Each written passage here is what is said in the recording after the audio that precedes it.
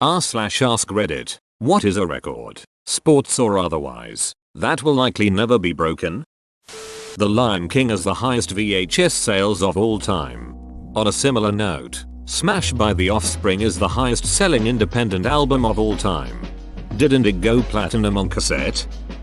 Hans Zayer's DNQ, DNF and DSQ in one F1 race, open bracket, did not qualify, did not finish and disqualified. He did not qualify because he was too slow. Started anyway by sneaking his car in. Only when his gearbox failed after 10 laps was it realized that Zayar should not have been competing.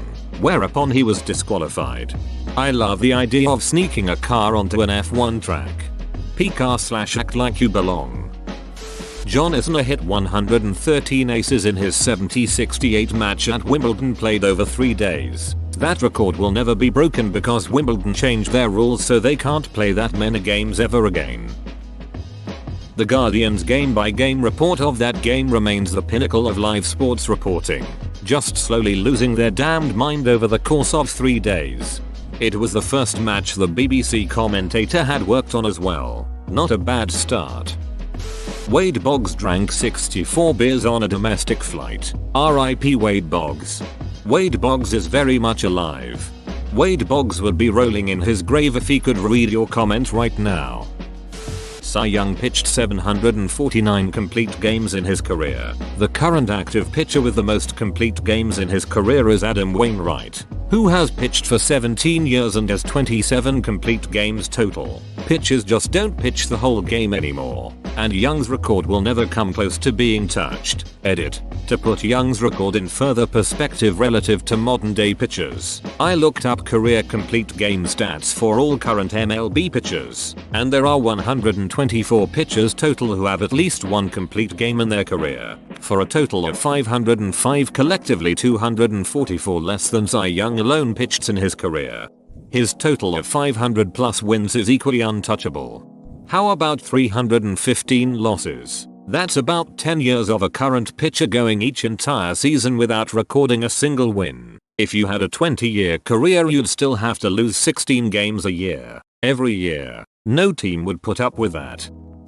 Alexander Karelin, Greco-Roman wrestler, 887 wins to 2 losses, entered 9 world championships and never lost a bout in them. Imagine being one of the 2 guys who gets to say he beat him though. You definitely don't fight him again after that. Glenn Hall played 502 consecutive games as an NHL goalie. Zero chance that will ever be broken. Goalies these days rarely play more than 3/4 of an 82 game season, let alone numerous seasons without a night off. Also, Georges Vezina's 15 seasons straight off starts. More seasons than Hall but shorter seasons, so Hall holds GP, only ending when he was literally dying. They forced him to leave when he was coughing blood at intermission. He was diagnosed with TB and he died months later. Okay, yep, I guess the guy deserves a trophy named after him. The longest professional tennis match of all time, John Isner vs Nicolas Mahut at Wimbledon 2010.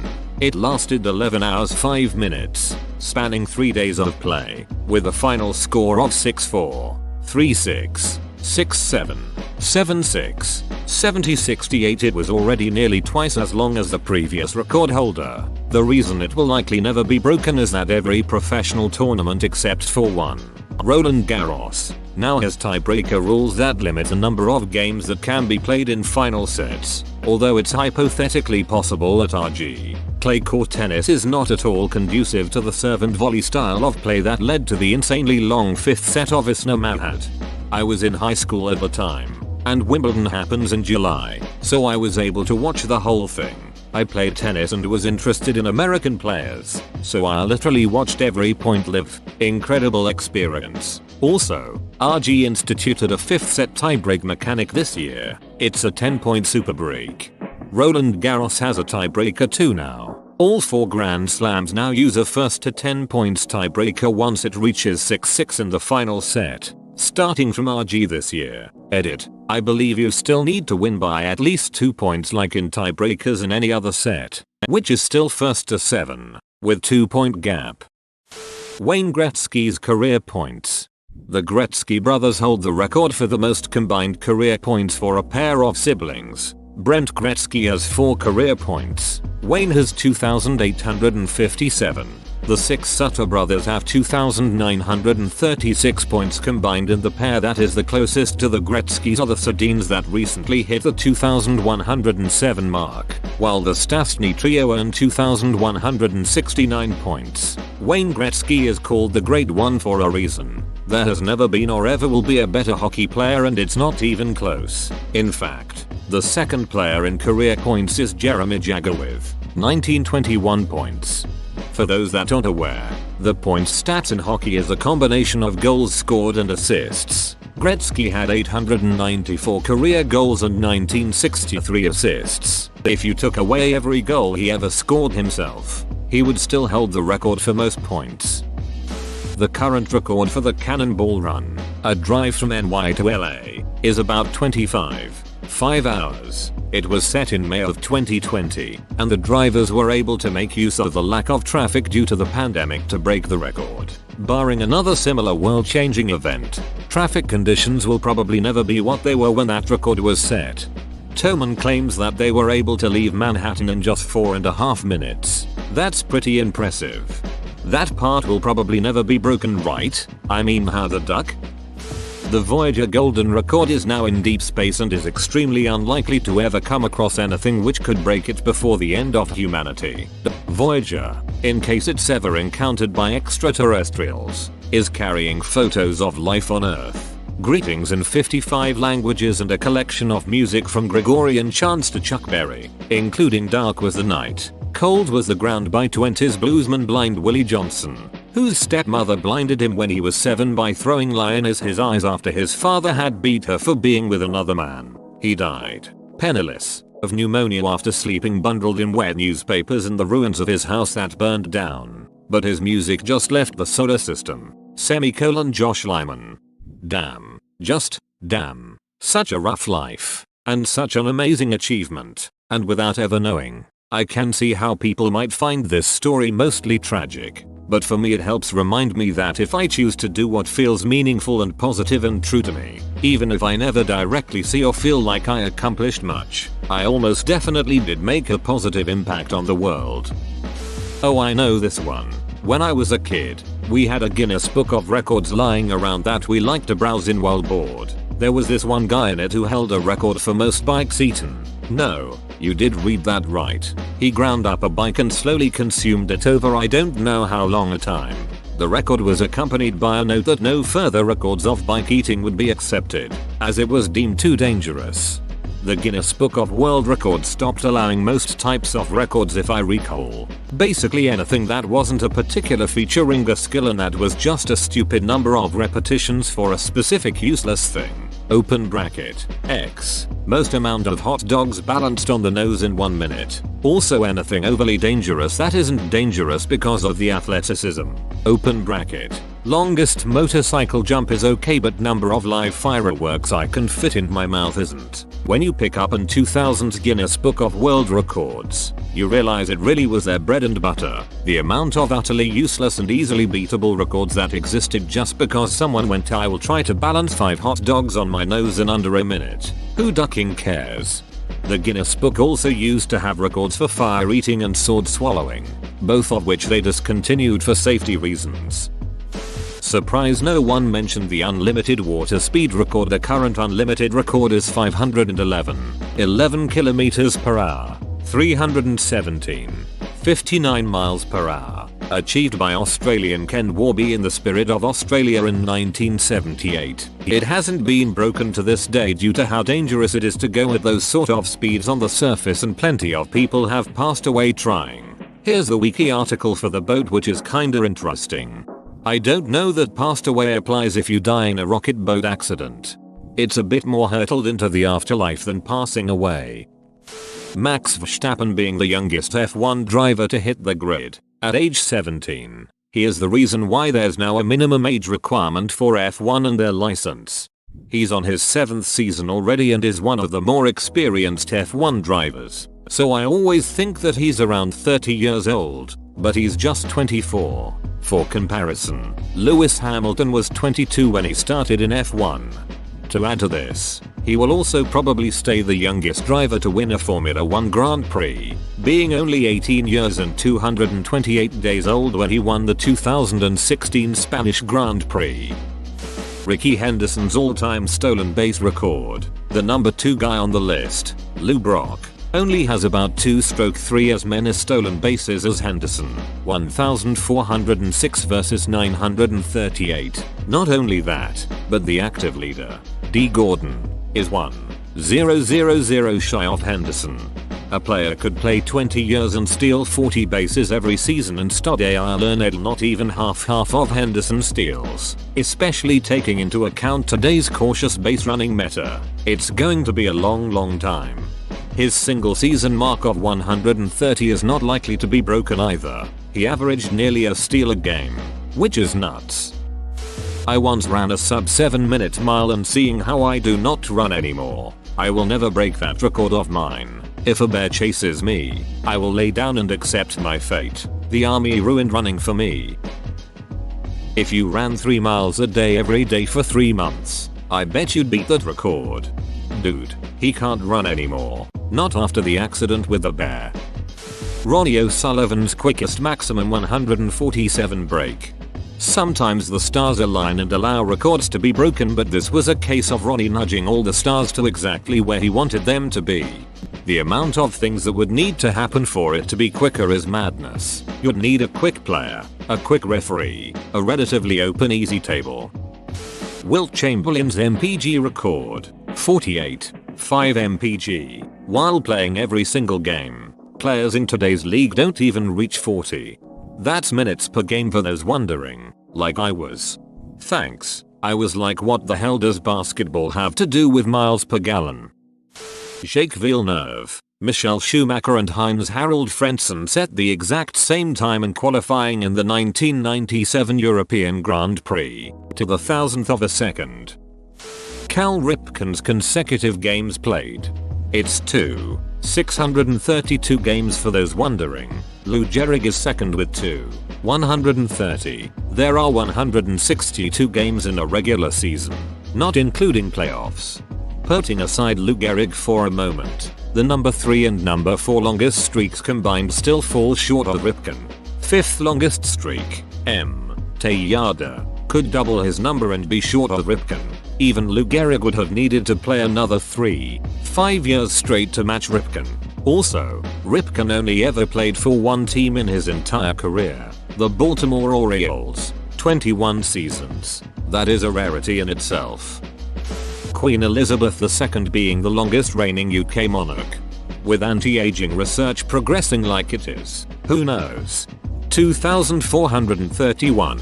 His Royal Majesty, William V, celebrates his Mendelevian Jubilee on his 250th year of reign. Accompanied by his family, he graciously received delegates from the British colonies in Alpha Centauri and Sirius, and called for a valiant resistance against the Betelgeusian insectoid, super-intelligent pox monkey alliance that threatens the UK. I submit Rafael Nadal's Roland Garros wins, once he hangs it up, that is. To be fair, Rafa faced scrubs like 20 Slam winner Roger Federer and 20 Slam winner Novak Djokovic. Wait, thinking face. They should just rename it to the Rafael Nadal Open. For the past 18 years it's been pretty much to see if anyone can beat him. Like a final boss in a video game. Roger Federer reached the semi-finals of 23 consecutive Grand Slam tournaments. The man holds many records, but this one is probably the most significant, because it's the best indication of his regularity at the highest level. Reaching the quarterfinals of 58 Grand Slams is nothing to sneeze at, either. Edit. 58 is the total. He went to 36 quarterfinals consecutively. Still awesome. Federer at his height was just ridiculous. He could beat you any way you wanted to play, unless you were Nadal on clay. I remember him saying in a BBC interview, "I'm really mentally strong right now, and I don't see anyone beating me." He then went on the biggest winning streak tennis has ever seen, and the plays he was making were just so far above what any other player, Nadal or otherwise, were doing that he just seemed to be invincible. Like crowds were gasping as his returns like they defied the laws of physics or he was bending the continuum to his will. I don't think we'll ever see a player with a game as complete as he had. Don Bradman's career average of 99.94. Statistically, this one will be impossible to beat. Cricketers will come and cricketers will go, but breaking 99.94 will be impossible. Rogerio Ceni's record as the football goalkeeper with the most goals scored, 131 goals through his career, more than double of Chilavert's previous record. In 2005 he was the top scorer for Sao Paulo in a season they won the Copa Libertadores in the World Club Championship. Secretariat's Belmont record. For those who've never seen it, one of the greatest moments in sports history. I always feel for Sham. If he'd been sired any other year he would have been a super horse in his own right. Upon their deaths they discovered that both Secretariat and Sham had the famous X-Factor heart gene passed down through Eclipse's line. Sham's heart weighed 18 pounds. Secretariat's weighed 22. The average thoroughbred's heart weighs 5 pounds. https://yauto bvfcmta. Secretariat's jockey, Ronnie Turcotte, said he always felt bad for Sham because the rider had to whip the crap out of him to try and keep up with Secretariat and it was never enough. Real answer? Javelin throw of 104. 80 meters set by Uwe Hone. Someone else commented a 98 meter javelin throw is unbeatable. I'm so confused. After Hone achieved such a long throw, the design, I think weight, of the javelin was altered to make it harder to throw as far. Mainly because at over 100 meters it is difficult to fit the javelin event into a standard athletics stadium. Jerry Rice's reception record in the NFL, 549, is crazy. Career receiving yards leaders after 40 yo Jerry Rice, 2,509 IDs. Tom Brady, 6 IDs. Everyone else, 0 IDs. Brett Favre, -2 IDs. This is an incredible stat, haha, thank you. Tiger's Woods 142 consecutive cuts made. Didn't miss a cut between 1998 and 2005. Also 281 straight weeks ranked number 1 in the world. Richard Petty's 200 Cup wins. Beat me to it. No NASCAR driver will ever meet that. And if they do, they're gonna kill every fan base except their own, as no one else will want to watch it. Also, with standardized cars instead of home-built machines, it's harder to get an advantage. Louis Jaffe won the 1951 French Grand Prix at the age of 53 years. 22 days, making him the oldest F1 winner in history, given that F1 drivers rarely continue driving past 40 anymore. This record looks pretty safe. The Super Mario Bros. Speedrun record is currently below 4:55, and it is seen to possibly be the final second break in the game, I think.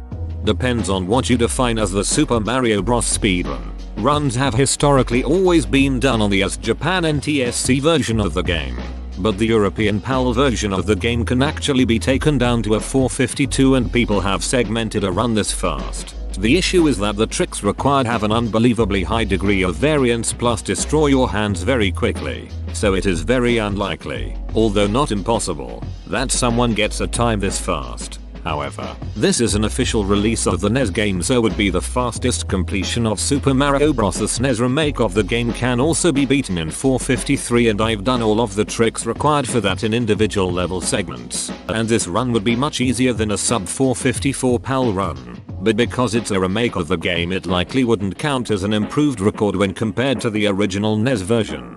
The record can also still be beaten on the NTSC version, just not by whole second intervals. There have already been 3 world records in under 4 minutes and 55 seconds. Joe DiMaggio's consecutive hit streak, Ichiro's 262 hits in a season. Kim Jong-un's 19 hole-in-ones in a single round of golf. Michael Phelps Olympic medals. I can't imagine another swimmer earning more medals. Katie Ledecky maybe. She already has 7 golds and 10 overall Olympic medals and she's only 25. Brett Favre's consecutive starts. No way that gets broken with concussion protocols. More so than that, I don't think his interception total will ever be broken. The more analytical the NFL becomes, the less QBs are allowed to get away with throwing a lot of picks. Anyone throwing interceptions at the rate Favre did would be benched today, added on with his impressive number of games played. He has 336 and the closest active player is Tom Brady with 203, followed by Matt Ryan at 170. Brady already fake retired this year, and unless he's playing through his late 50s he's not going to get close to it. Ryan is a few years from retirement. https://www.football.com leaders career passing interceptions. Favre's interception total is the funny one. It weirdly says everything you need to know about him as a player. Dude was never afraid of failure and took risks, but he was so damn good that he could be allowed to throw that many picks in the first place without losing his job. Messi 91 goals in a year. The man who survived over 400 days lost at sea. Wayne Gretzky's career and season point totals. No one will get close to either. He has more assists than the second place player has in total points and roughly 900 point lead on second place. The two active players who are closest to him are both close to the end of their careers. Alex Ovechkin and Sidney Crosby, and are 1,400 points away from tying him. Both are on 1,410 points. Single season. Gretzky had 4 seasons over 200 points. This season, one of the highest scoring since the 1990s. The point leader had 120 points. There is a reason that he's called the Great One. Dong Night Train Lane's 14 interception season back in 1952. His rookie season in the NFL. The passing game is too advanced these days. Any DB that gets above 8 is not getting thrown at for the rest of the season. If he's really good, and the coaching staff is willing to let him have freedom to move around the field, he may be able to get 2 more. Never mind the fact that interceptions are fairly random anyway. It was a one-time fluke back when people were still figuring out forward passing. Won't ever see it again. Even if it does fall eventually with some crazy outlier year, it'll happen in a 17-game season. Night Train did it in 12 games. Back when people were still figuring out forward passing, also back when they allowed you to just grab a receiver by the neck and throw his ass down. Which Lane was also amazing at. Ronald Reagan winning 49 states and 525 electoral votes in 1984. Highest score in a college football game. In 1916 Georgia Tech defeated Cumberland with a score of 222-0 as payback for Cumberland cheating in baseball. This simply cannot ever happen again for a number of reasons. No team is bad enough to have that many points run up on them in the allotted time. There is an unwritten but very strict rule that putting triple digits on an opposing team is extremely poor form. It would not be seen as a triumph but as a cruel excess by fans and the media. A team that even wanted to attempt this would be putting their players at unnecessary risk of injury. Manny Pacquiao 8-division world champion. Seems impossible nowadays for people to grow into the sport like he did. A lot of the new era stars focus on 1-3 weight classes that they will do good on for the rest of their careers. Manny really started to box professionally at 16 years old and about 98 pounds because he really had to duck and do it to make money and survive. John Stockton's assist record. German fighter pilot Erich Hartmann. 352 confirmed air-to-air kills, highly unlikely to be broken due to the changing nature of warfare and the vastly lower numbers of aircraft modern air forces field. 352 aircraft is in fact more than many air forces nowadays field overall. Fernando Tatis 2 grand slams in the same inning. It has a very outside chance of being tied, but will never be broken. Probably Tom Brady's postseason wins and Super Bowl appearances. He is roughly double the next highest person in most of these metrics. The most no-hitters thrown in a MLB career. Open bracket. Nolan Ryan with 7. Also Nolan Ryan's strikeout record. 714. He really is one of the most incredible pitchers in MLB history. FDR being elected US president 4 times. Number of dinosaurs killed by a single meteor. The record has stood for nearly 66 million years and is unlikely to ever be broken. Michael Schumacher's making it to the podium every race in a season. Alberto Ascari and Jim Clark scoring every point available in a season. Ayrton Senna has 8 consecutive pole positions in a row in F1. Despite the dominance of Lewis Hamilton in the past 7 years, consistent peak performance like that was never achieved. Jerry Rice's TD record. I've seen others mention his receptions record or yardage, and with more games, those will probably come down eventually, but the TD thing, hell, they're harder to get, and someone would have to average slightly more than 10 TDs a season for 20 seasons, or 13 for 15 seasons, or 20 for 10, etc. Given that 10 seasons is a pretty long career now for a WR or RB, I just don't see it. You have to stay mostly injury free and insanely productive basically your whole career. Junior was an alien. I don't see anyone replicating that. A bit late to the party, but German U-boat captain Arnaud de la Perrière sank 194 ships totaling 450,000 tons in World War I. That record will never be broken, as there will never again be a naval war which so heavily favors submarines as World War I. Edit. It's the 194 ships that is the record, unlikely to be broken, not the tonnage. Sorry if I distracted from the main point. I like facts. Whoa, you made it to the end? You're a ducking beast. I'll cut you a deal. Smash like and subscribe for more curated content, bruh. It's free and that's a great price.